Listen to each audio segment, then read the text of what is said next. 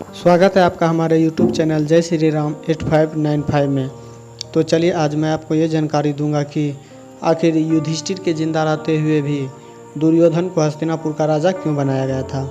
So hello friend, अगर आप हमारे YouTube चैनल पर नए हैं तो कृपया कर इस चैनल को सब्सक्राइब कर दें ताकि जब मैं इस तरह का वीडियो बनाऊँ आप जल्द से जल्द देख सकें। धन्यवाद फ्रेंड। तो चलिए बिना देर किए हुए आगे बढ़ते हैं और बात करेंगे कि युधिष्ठिर के जिंदा रहते हुए भी दुर्योधन को हस्तिनापुर का राजा क्यों बनाया गया था। हालांकि दुर्योधन हमेशा चाहता था कि हस्तिनापुर का अगले राजा वो खुद बने और हस्तिनापुर के सारे प्रजा तथा वहाँ के महामहिम भीष्म चाहते थे कि युधिष्ठिर अगले राजा बने हस्तिनापुर का, जो कि हस्तिनापुर का अगले राजा के रूप में युधिष्ठिर सक्षम भी था और दुर्योधन सक्षम नहीं था। किंतु दुर्योधन हमेशा अपने मामा के बात मानते थे और उन्होंने अपने मामा के बात में आकर के ही हस्तिनापुर के अगले राजा बनने का स्वप्न देखा और उन्हें पूरा करने के लिए वो हर एक काम करने लगा, चाहे वो गलत हो या सही, उसे किसी का भी परवाह नहीं होता था। वो हमेशा चाहता था कि हस्तिनापुर का अगले राजा वो ही बने, धृतराष्ट्र जो कि उनके पिता थे, और वो चाहते थे कि उनके पिता के बाद अगले राजा वो खुद बने। जिस वजह से दुर्योधन अपने मामा शकुनी के बात में आकर पांडव के सभी भाई को मारना चाहते थे।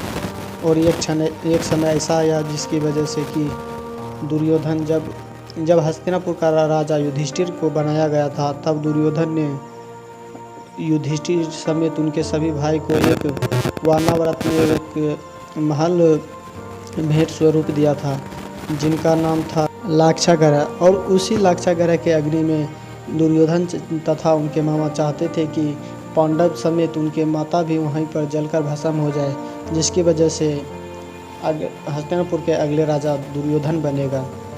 और उन्होंने ऐसा षड्यंत्र रचा जिसमें कि पांडव तथा उनके माता भी फंस गए थे और उन्होंने ये भेंट स्वीकार भी कर लिया। और जैसे ही उन्होंने पांडव तथा उनके माता वहाँ लाक्षागृह में गए थे तो वहाँ पर उन्होंने अपने एक राजदूत जो कि वास्तुशास्त्र में निपुण थे, जिनका नाम था पुरोचन, उनकी मदद से एक महल बनवाया था। और उन्होंने सोचा कि इसी में महल में उन सबको जलाकर राख कर दे। किंतु इसकी भनक वहाँ दुर्योधन के चाचा, जिनका नाम था विदुर, उन्हें लग गया था और उन्होंने तो पांडव की रक्षा कर ली थी उन लाक्षागृह के अग्नि से। किंतु पांडव तथा उनके माता उस समय हस्तिनापुर न आकर के वन में एक वनवासी के जीवन यापन करने लगे थे, एक वनवासी की तरह जिंदगी जीने लगे थे वन में ही रहकर।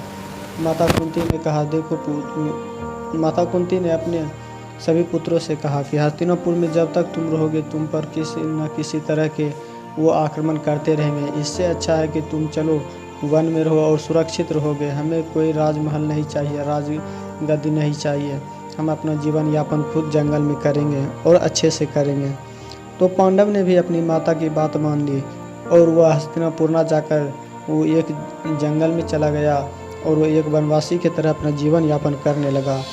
तथा इधर हस्तिनापुर में सभी को खबर लग चुकी थी कि पांडव सभी भाई तथा उनके माता कुंती भी उस लाक्षागृह के अग्नि में जलकर मर चुके हैं, जिसकी वजह से हस्तिनापुर के अगले राजा के रूप में दुर्योधन को स्वीकार किया गया और दुर्योधन को ही राजा बनाया गया था।